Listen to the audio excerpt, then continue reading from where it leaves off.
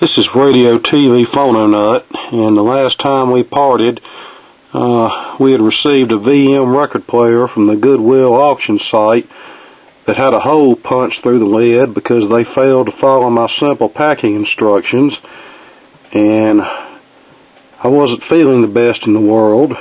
Still not feeling the best in the world today, but feeling a lot better than I was then. And I was going to post a video on a Zenith 6-volt farm radio. Well, I'll just bring you up to speed on what all has transpired since that. As far as the record player, they offered me a partial refund that wasn't quite half of what I paid for the thing. And I told them no. I said, I'm not accepting a partial refund on this. I said, y'all are the ones that screwed up, and y'all are going to be held accountable. I said, maybe had I failed to give you instructions on how to pack this, then maybe so. But when I've given you instructions that you failed to follow, then no, we're not going for no partial refund. I want it all. Well, the next thing I know, they had emailed me a prepaid shipping label to return the record player, along with another message giving me instructions how to properly pack the thing and advising me that if anything arrived damaged or if any parts were missing, then I would only be given a partial refund. And I'm thinking, well, you've got a lot of gall to tell me how to pack something. And I know this is not their problem. This is my problem and my problem only, but in my situation, it's not like I can just jump in the car and go take something to FedEx.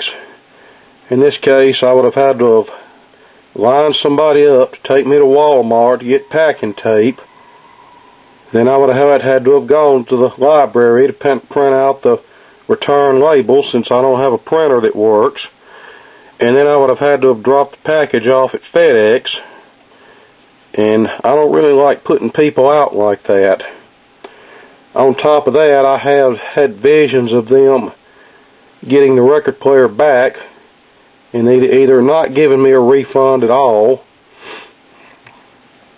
or trying to claim that I didn't pack it well enough and something got damaged, and then they would have only given me a partial refund, and then I still wouldn't have had the record player. So I just went ahead and told them, I said, just give me the partial refund and we're going to be done with this. So that's what they did, and the record player is mine. Maybe one day when I feel like fooling with it, which probably is not going to be any time soon because there's bigger things on the priority list right now, we'll try to patch that hole up and make it look like something. So here's their messages and mine since the last time. If you'd be interested in keeping the item, we can provide a partial refund in the amount of $22.60. Please let us know if you would like to proceed with the partial refund. And then I wrote back, no, I'm not interested in a partial refund, and if you'd like me to return it for a full refund, then I'll be more than happy to, as long as you pay for the return shipping. Had I not given you instructions prior to shipment as to how to properly pack this, then I would have likely accepted the partial refund. However, I gave you instructions, you failed to follow them, and this screw-up is on you. Your refund has been approved. Please package the items securely with the padding, as they must travel back to us. If not, only a partial refund will be issued.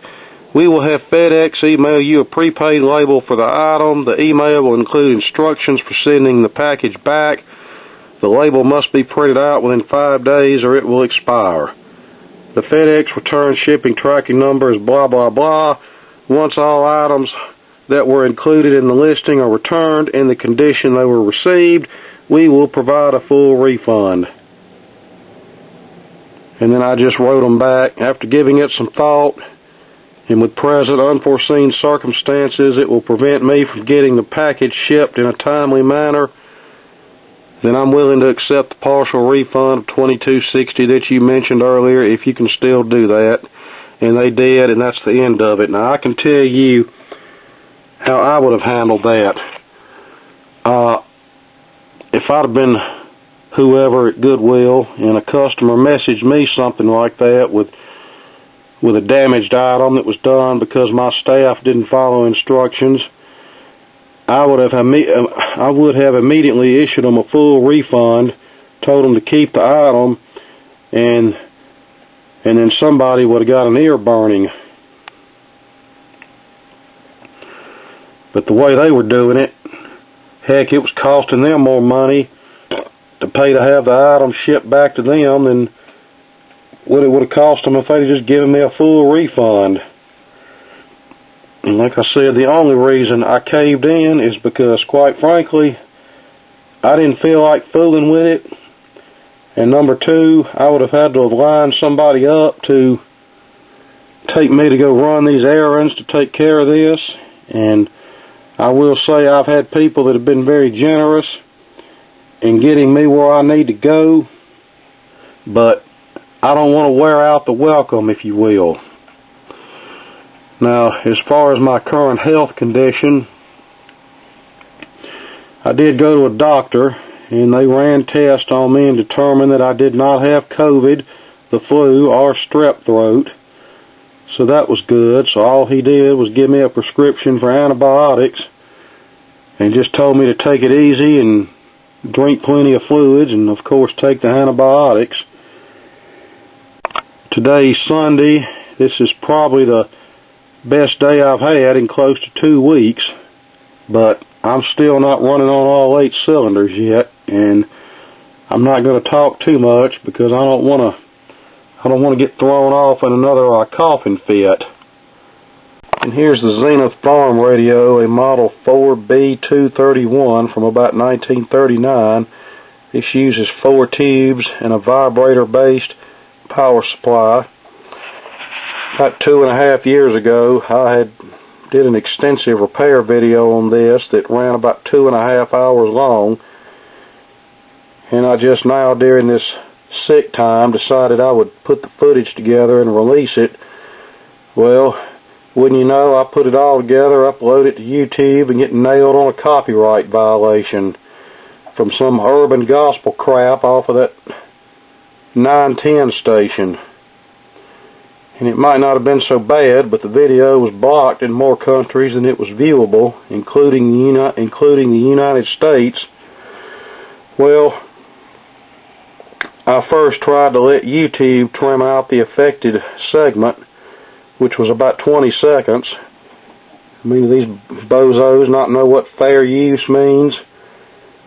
And after what seemed like forever, I come back and check it, and it still hadn't trimmed out the segment, so I got pissed and just aborted the whole thing, and then tried to edit out the section on my own with a rather crappy video editor that I use, and still was unable to do it. And you know what they say about not trying to do something when you don't feel well.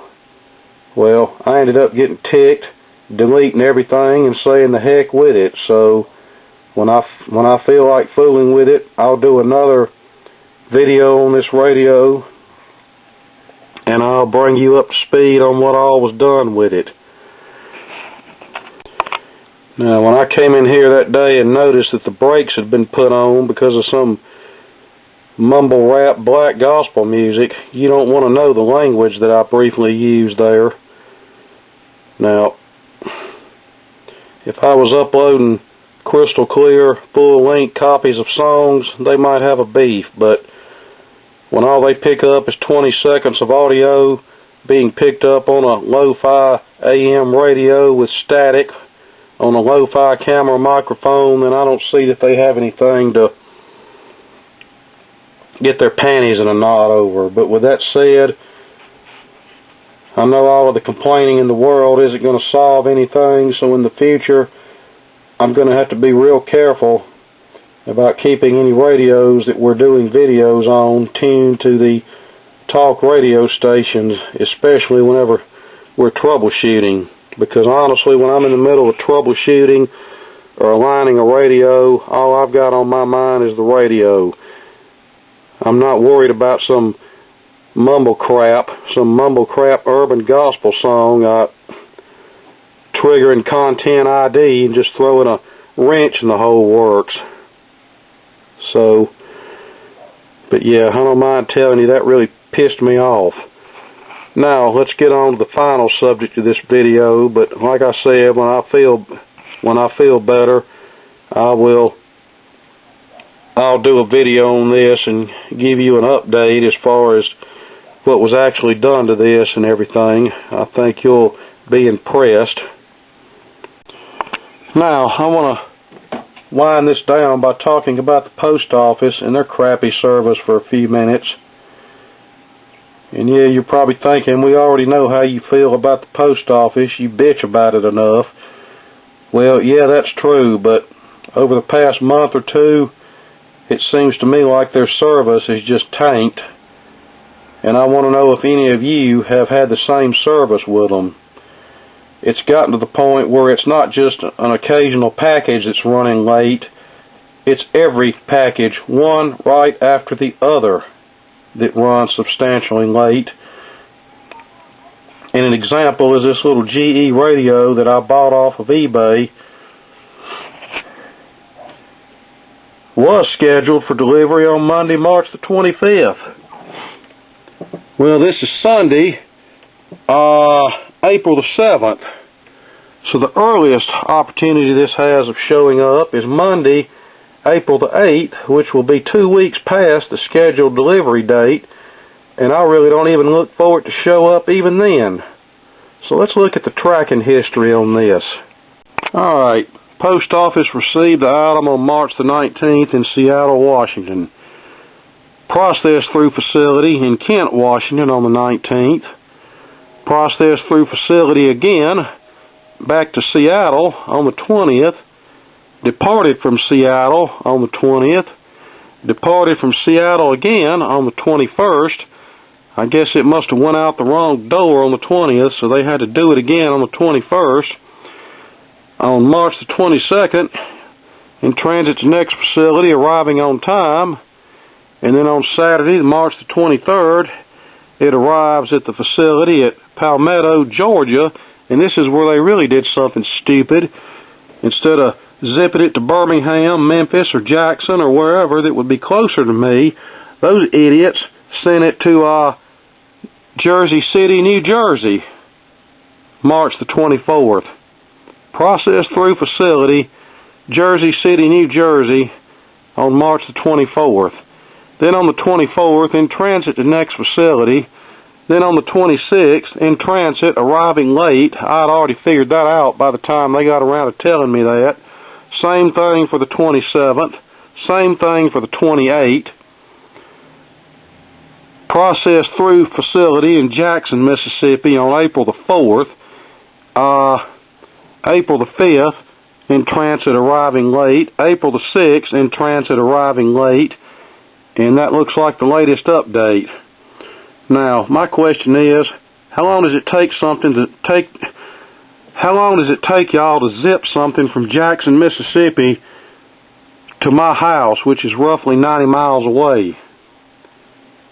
You know, there's just no sense in this crap. And then I've got another radio coming, a friend in Florida who has sent me a lot of stuff over the years. He sent me a Hallicrafter's S38 radio. I believe he mailed it on Friday, March the 29th. And normally anything he's sent me has gotten here within 3 to 4 days. Well, here it is, been over a week. And no sign of that package either. And who knows if there'll ever be a sign of it.